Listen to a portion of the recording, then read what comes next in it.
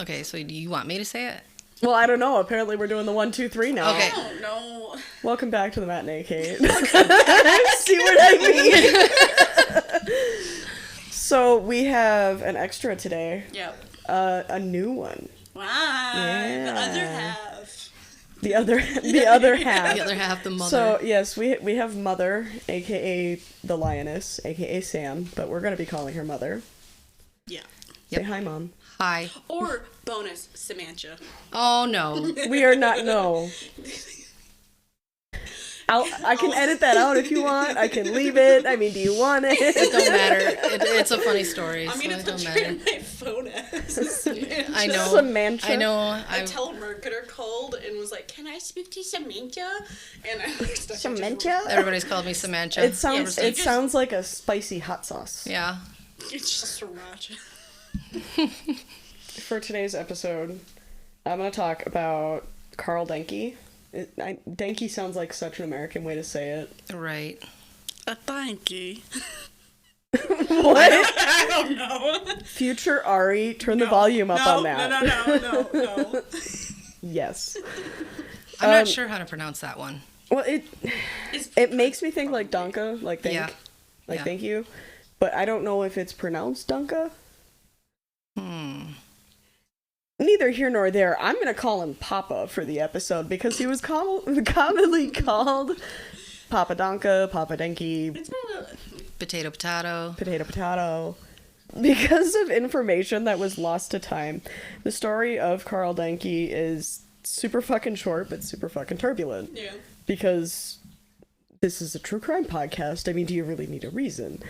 So he was born in 1860 in the Kingdom of Prussia. It's Poland now, but it was Prussia then. And his family was German farmers. All that's really known about his childhood was that he was like really quiet and soft-spoken, but he was also kind of a pain in the ass. Like, it was outright said that he was difficult to raise and that he was actually kicked out of his elementary school. A little bit rebellious. Yeah, super rebellious. Super rebellious. By the way, I did this research because Mom wanted to do her research, and I didn't want her to have to do 2 cases right off the bat. So she's going to also probably have a lot of input into this, because I'm sure you knew a little bit about I know. them before you I looked up a suggested little them. bit of them. Yeah. It was kind of an interesting story. So the story of his youth is just, in general, kind of quick. When his father died, he was 25. Not the father, but Karl was 25 at the time that his father died, and he had already run away from home. He ran away from home when he was 12, which actually seems like kind of reasonable when you think about the level of maturity back in Yeah, there was that total time, different and If you era. were a woman and you had your first blood, you were essentially like, you're an adult now. Go Yeah. get married. It was such a Pretty hard time, much. though, back then. It was. I mean, not that I know, but everything that I read said it was. Right. A You're speaking from experience. Maybe. little bit of time travel there. I can touch the sun, so we know that I'm fine.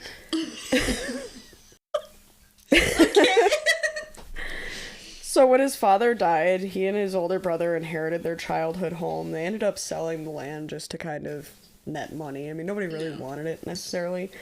And with the money that he got from that, he opted to get some property and try his own hand at farming, which did not go well. He ended up failing miserably, selling that property and buying a house that he figured he could, like, rent out to people. It was kind of a duplex, but not really. He had, like, a little apartment on one side, and then he would rent out, like, the main house to a family or whatever. But there was sort of a housing crisis and inflation and things that were happening at that time. Well, I wouldn't necessarily call it a housing crisis, but the inflation did kind of put a huge bit of pressure on him, and he wasn't able to make the regular land payments, and I don't think he had tenants or something, but ultimately he ended up being forced to sell the house. But the thing is he was forced to sell the house, but he refused to move out of his apartment. He was like, fuck you, I'm staying. Oh. And they just kind of let it happen, I guess. Squatter rights. Right. So he ended up staying in that small apartment, and he decided, well, I need to make money for myself. So he got himself a vending license so he'd be able to start a business.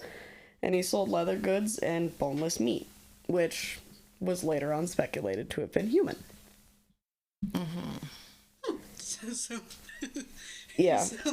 sounds like that And this one is- couple in Iron River. And this is all before important stuff happens. That one couple in Iron River is going to be a case. Drew's been pestering me to do that one. I promised him I would. I didn't even know about that one. Other than, running his business and enjoying his squatter's rights in his little apartment, and I don't know if it would have been squatter's rights, but now that you mentioned it, that's just what I'm going to call it. And he was squatting in a house that he didn't technically own anymore. Right. So, the only other thing he really did was he volunteered at the local Lutheran church, but he ended up quitting that in 1906. And he was just generally well-liked in the community. He was seen as very charitable, and a lot of people referred to him as Papa Denke. Denke. Denke? We never decided. Papa Potato. Yeah. I just want to say Dankuche. I don't know why. Bitte. So the thing is, though, is apparently he didn't really like poor people, even though he would, He was help like what? poor people. He wasn't even really a poor person, necessarily. He was making a decent living with his vending license, selling the leather goods and the boneless meat. I don't know necessarily that all of it was human, but there is a lot of speculation that a fair portion of it was human. A few pounds, yeah. just a little bit. So with an unknown motive, because that information will come up later, but with an unknown motive, he began killing poor travelers and homeless people. He just didn't fucking like them. His first known victim was Ida Launer in 1903 when he was 43 years old. And in 1909, he killed Emma Sander, whose murder was actually pinned on a factory worker named Edward Troutman, but he was later released after everything. This poor man sat 20 years in jail for a murder he didn't commit before they finally were like, oh sorry. I don't know if he got any kind of reparations for that, but I'd like to think that they would have at least given him some land and a cow or something. Here you go, fella. Whoopsie. Yeah. Daisies, and he made a oopsie. I'm actually surprised they let him out after that in that era, even though he was innocent. Well, it was proven beyond a reasonable doubt that he was innocent and that he never should have sat. I mean, it'd make you look worse to let a free man keep sitting. This dude got out for not that long and then immediately went into World War I, so... Yeah. I was just saying the government back then was very unstable. He got out in 26, so he would have had a little bit of chill time before World War II started.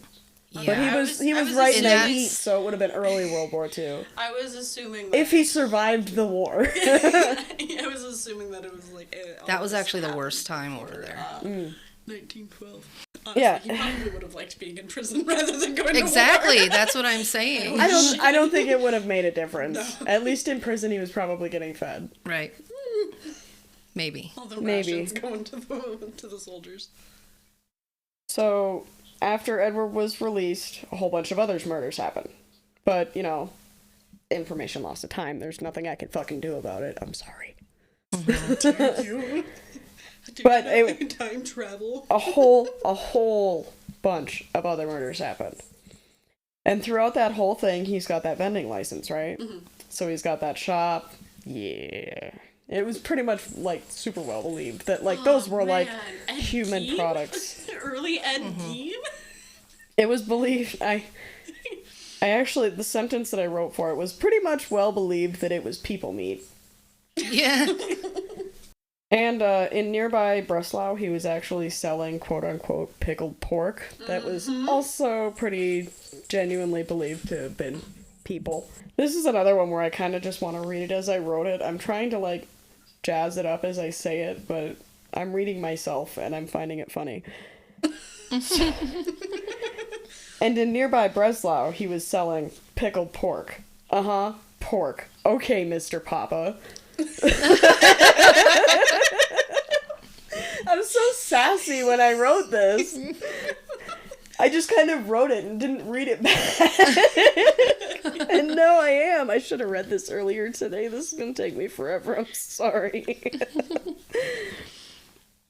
So, Denke's last known victim was Rochus Pollock. fucking names. I hope I'm saying Rochus right. Rochus. It's either Raucous. or Rocus. Rochus or Rochus, yeah. Or Rucus. Yeah, that's actually... That was the last known victim that he had, and that was only later confirmed when they found his ledger after everything. So now... Of course he kept a ledger about Of course he did. See, that to me is interesting. Oh, you wait. So now the thing that makes this case juicy, the really interesting part, is actually the attempted murder that got him caught. Just before Christmas in 1924, he lured Vincenz Olivier to his home with the promise of 20 Pfennig, which was like German pennies at the time, and that was before Germany converted to euros. And he was just like, just come write this letter for me. I just need somebody to write me a letter, and if you come do that, I'll give you 20 cents. Whoopee! Which I suppose would have been a lot at the time. Yeah, it would have, especially that time. Now, in his later testimony, Olivier said that as he sat down at the desk after being handed a pen and paper, he heard Denke behind him, and he yelled, Adolf, du fetter Franst, which is Adolf, you fat slob. That was probably really bad German, but I wanted to try. And Olivier kind of, like, turned and was like, huh? Just in time to see him, like, swinging the pickaxe, so he kind of, like, dodged a little bit. Not quite enough to be completely unscathed, but enough to not die when somebody's trying to pickaxe. A pickaxe seems like an interesting weapon of choice. I mean, I get, like, the quick instant puncture, but, like... You got a lot of build-up behind that. Yeah! And at this point, it's 1924, which would have put him in his 60s? Yeah. He was born in 1860s. That would have put him at 64 that year. Yeah. Probably around there. Him just, like, it's almost like he... pulling an American Psycho move.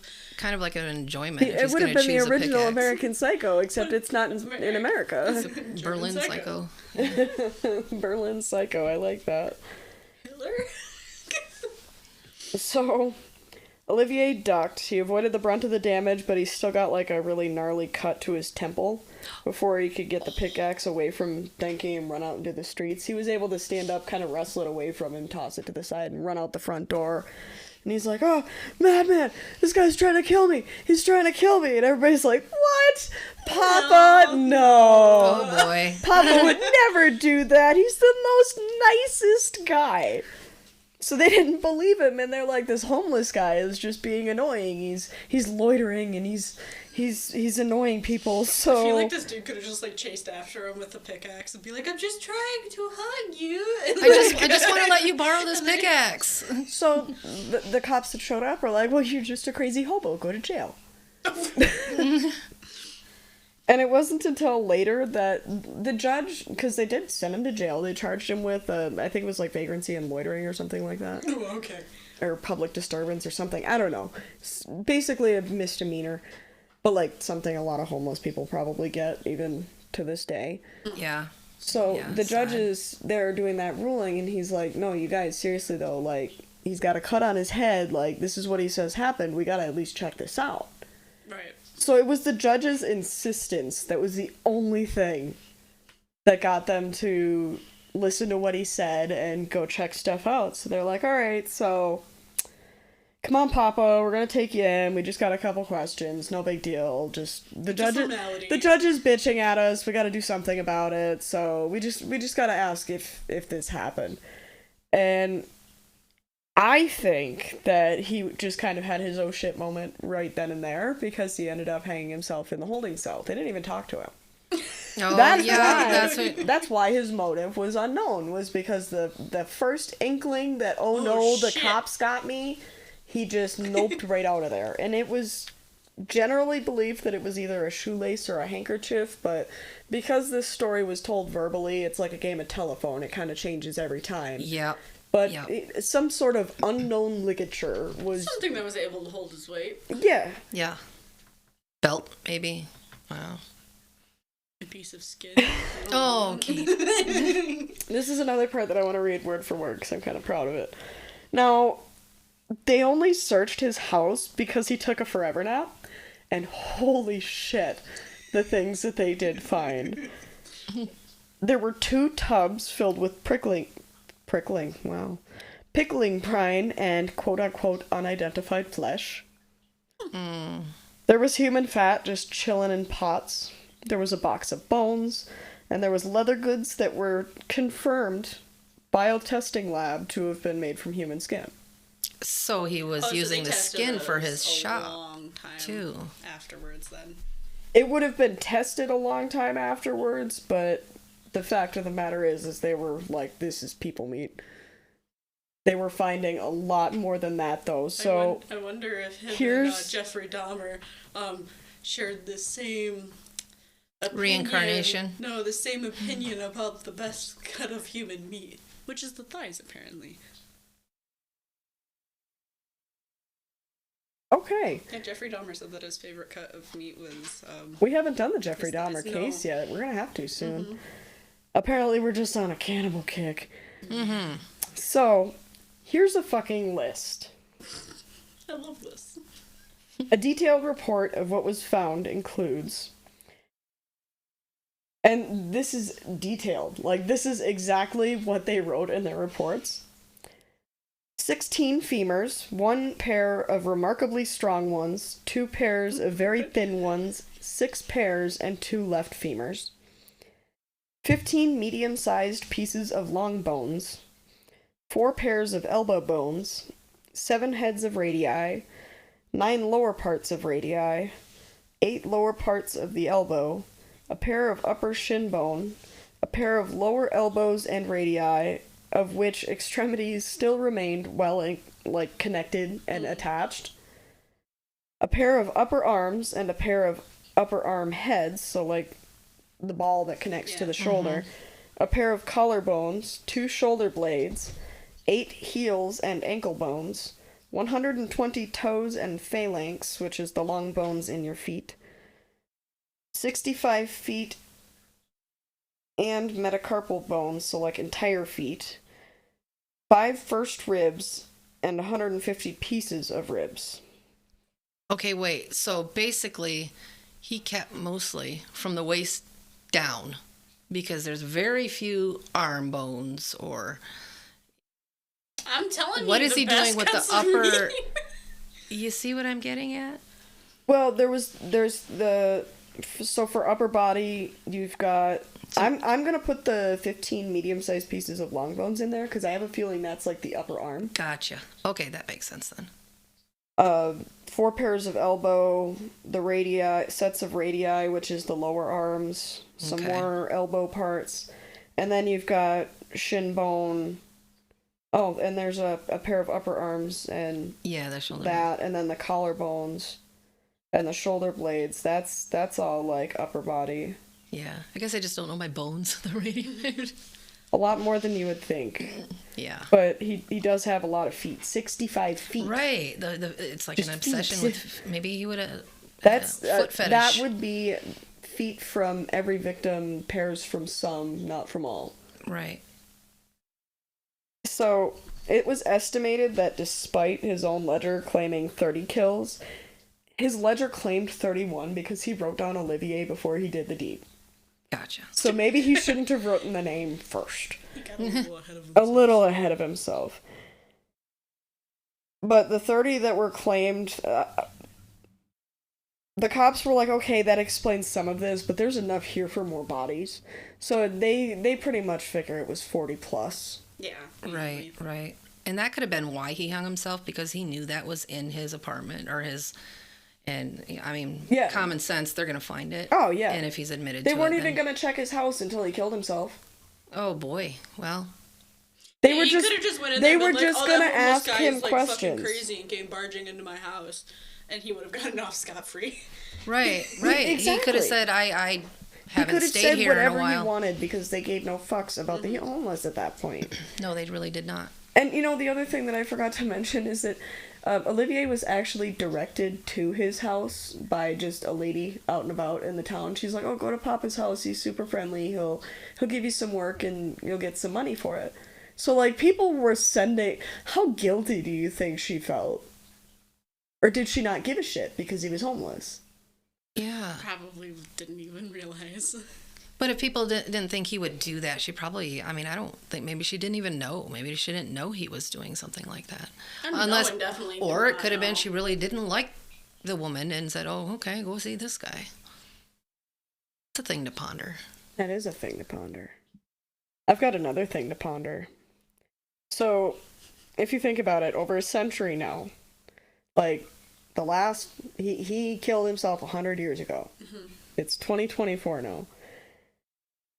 They still have no idea what his motives were, what his methods were, how he was killing people, how he was dismembering people, how many people he actually killed. Oh, it's definitely way more than what they found in Like, Yeah. all of Yep. that is still unknown. But the fact of the matter is, even though it happened over 100 years ago, it's still out there.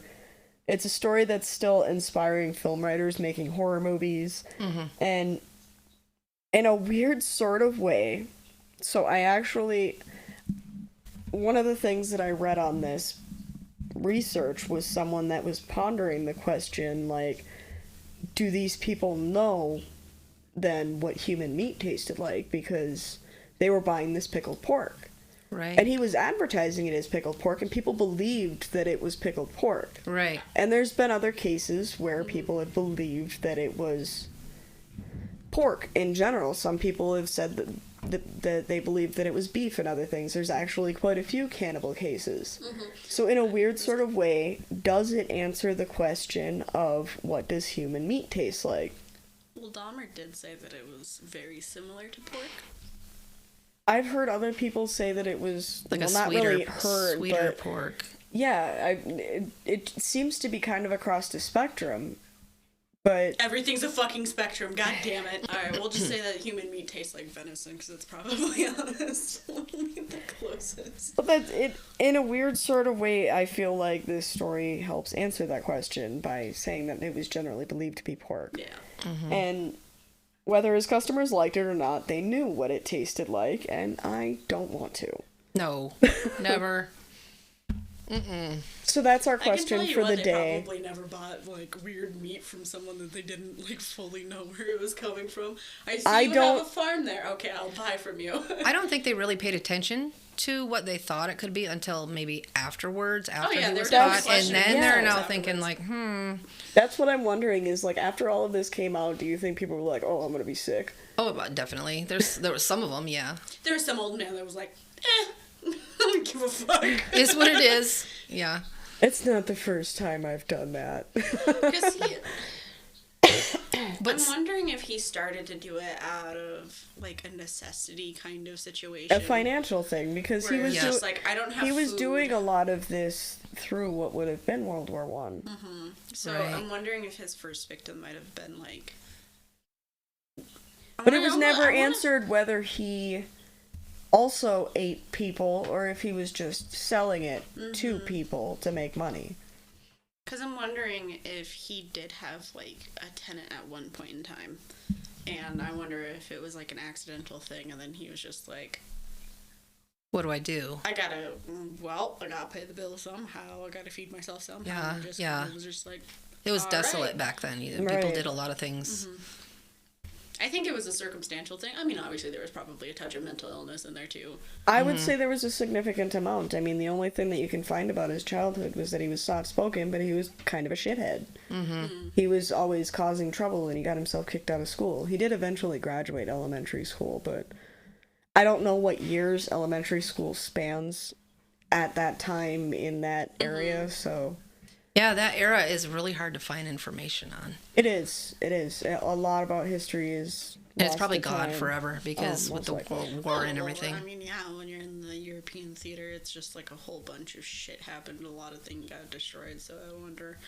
He probably got cut off at some point and just decided to kill a bunch of people, and probably... I'm more than certain that his first victim had to be a tenant.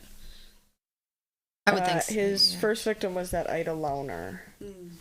And most of his victims, like 99, I would say, there's not really confirmation, but a lot of his victims ended up being homeless people. And So they were drifters, and nobody would or miss travelers. them. Nobody. So he knew nobody would miss them. Nobody would be looking for him. It was nobody that was like local, people that weren't staying local, people that if they disappeared, nobody would question, especially in that era. Because early 1900s, that's who premeditated gives a right shit? there for sure. Well, then maybe one of his motives was just like, well, gotta wipe off the scum and might as well make some money and have some food out of it. Like, Yeah.